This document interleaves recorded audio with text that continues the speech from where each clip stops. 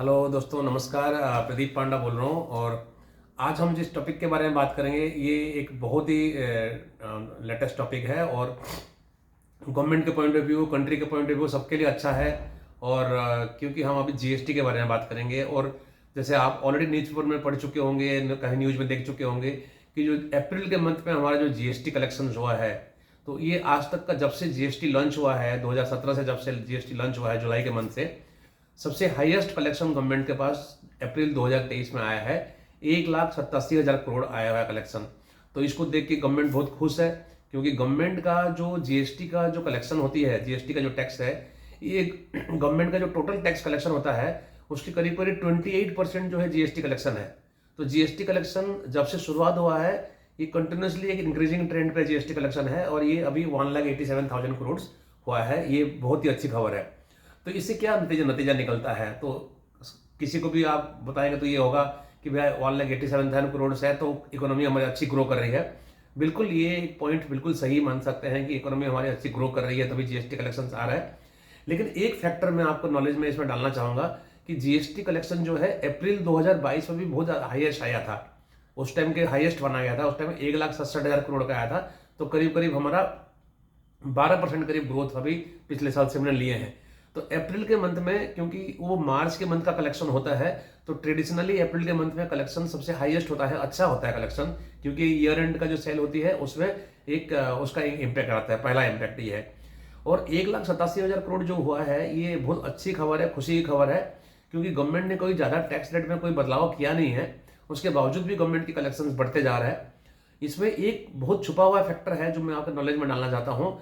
वो है ये एक्चुअली इकोनॉमी ग्रो कर रहा है कि नहीं कर रहा है, एक्चुअली हमारे कंजम्पशंस बढ़ रहा है कि नहीं बढ़ रहा है। इसमें कंक्लूजन निकालना थोड़ा सा डिफिकल्ट है, क्योंकि पिछले दिनों में अगर आप देखा होगा, पिछले 2 साल 3 ढाई साल हो गया, हमारे इन्फ्लेशन का भी एक फैक्टर बहुत बड़ा इसमें प्ले कर रहा है। 2022 में अगर आप देखोगे तो 5.5% का इन्फ्लेशन इंडिया में रहा है एवरेज, और 2023 फाइनेंशियल ईयर में 6.8% का इन्फ्लेशन रहा है। तो ये इन्फ्लेशन की वजह से भी थोड़ा सा हमारे जो जीएसटी कलेक्शन जो है ज़्यादा आ रहा है। कहने का मतलब क्या है, चीज़ों का दाम इन्फ्लेशन के चक्कर में बढ़ा है, उसके चक्कर में टैक्स रेट्स अगर वही सेम रेट लगाएंगे तो टैक्स कलेक्शन भी अपने आप बढ़ जाएगा। तो इन्फ्लेशन का भी एक बहुत बड़ा इम्पैक्ट उसमें आ रहा है। और ये जो इंडिया के लेवल में देखेंगे तो 12% का जीएसटी ग्रोथ हुआ है। और ये लगभग मेजोरिटी ऑफ द स्टेट्स जो बड़े बड़े स्टेट्स हैं सबकी 20% के करीब करीब ग्रोथ हुआ है जीएसटी कलेक्शंस में। और ये कहीं अच्छी खबर है इसमें जीएसटी के मामले में। और मार्च 2023 को अगर हम एक डाटा बताऊँ आपको, करीब करीब 9 करोड़ ई वे बिल्स बने हैं। 9 करोड़ मतलब ये भी एक हाईएस्ट है ई वे बिल बनने में। ई वे बिल बनने का मतलब क्या है कि 50,000 से ऊपर का अगर कोई भी वैल्यू का अगर कोई ट्रांजेक्शन मूवमेंट होता है तो ई वे बिल की जरूरत पड़ता है। तो ये स्टैटिस्टिक्स भी बहुत कुछ दर्शाता है कि हमारी इकोनॉमी ग्रोइंग स्टेज पे है, उसमें कोई डाउट नहीं है। इकोनॉमी डेफिनेटली ग्रो कर रहा है। और जीएसटी कलेक्शंस पिछले 2 साल होगा, अगर हम ईयरली बेसिस पे बात करेंगे तो फाइनेंशियल ईयर 2022 में हमारी जीएसटी कलेक्शन 30% ग्रो हुआ था। मतलब 20-21 से लेके 21-22 फाइनेंशियल ईयर में 30% का ग्रोथ हुआ था। और अभी भी जो हमारे पूरे फुल ईयर के बेसिस पे देखेंगे तो 22% का ग्रोथ हुआ है। तो जीएसटी कलेक्शंस भी अच्छी हो रही है। तो इन्फ्लेशन का एक एंगल है, बट उसके बावजूद भी हम जीएसटी कलेक्शंस अच्छा होना हमारे इकोनॉमी के लिए अच्छा है।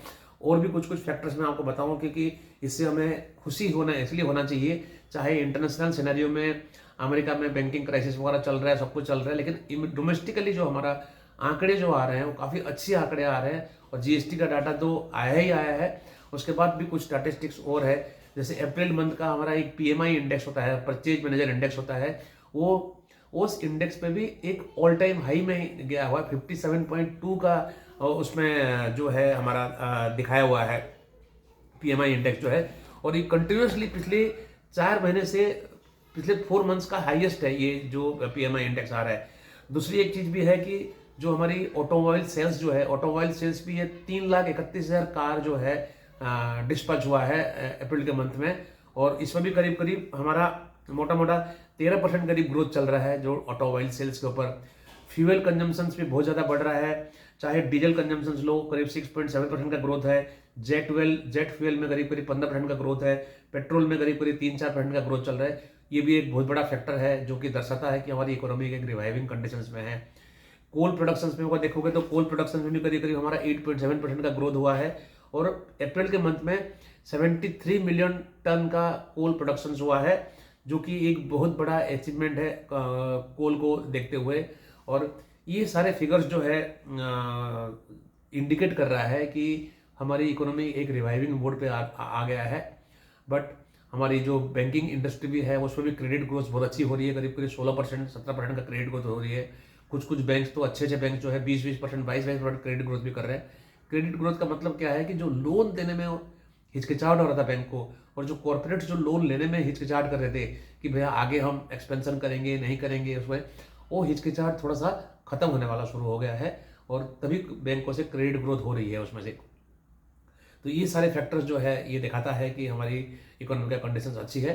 तो मैंने आपको ये एक वीडियो बना के आपको बताना चाहता था कि प्रेजेंट सिनेरियो में जो इंडिया का स्टॉक मार्केट में भी थोड़ा रिवाइविंग मोड पे आ गया है, काफ़ी दिन के डाउन टर्न के बाद अभी स्टॉक मार्केट में भी रिवाइविंग मोड पे आ रहा है। क्रूड ऑयल का प्राइस जो है कंटिन्यूसली $80 से नीचे चल रहा है, वो भी हमारी इंडिया के पॉइंट ऑफ व्यू बहुत अच्छी फायदा है, क्योंकि क्रूड ऑयल जितना कम होगा हमारे लिए, हमारी जो ऑयल का कॉस्ट कम होगा, हमारी जो करंट अकाउंट डेफिसिट्स, हमारे ये डेफिसिट्स वगैरह में, ट्रेड डेफिसिट्स वगैरह में भी हमको काफ़ी अच्छे फायदा होगा। हमारे एक्सचेंज रेट में भी काफ़ी फायदा होगा अगर क्रूड ऑयल का रेट्स अगर कम होता है तो। सारे फैक्टर्स, सारे इंडिकेटर्स अभी अच्छा दिखाई दे रहा है। तो मैं उम्मीद करता हूँ कि आपको सारे ये फैक्ट्स जो है अच्छा लगा होगा और आपको इन्फॉर्मेटिव लगा होगा आपको। तो आप इसको प्लीज़ कंटिन्यूसली मेरे चैनल को आप देखते रहिए, कोई ना कोई आपको एक इंटरेस्टिंग टॉपिक आपको हर रोज मिलेगा। तो आप इसको प्लीज़, सब्सक्राइब नहीं किया तो प्लीज़ आप इसको सब्सक्राइब कीजिए, और आपके जितने भी फ्रेंड सर्किल है, आपके जितने भी जान पहचान है, तो उनको प्लीज़ फॉरवर्ड कीजिए, एक रिकमेंडरी मैसेज के साथ आप उनको फॉरवर्ड कीजिए, ताकि वो लोग भी मेरी वीडियो देखें और अपने नॉलेज को बढ़ाएं। Thank you very much. नमस्कार।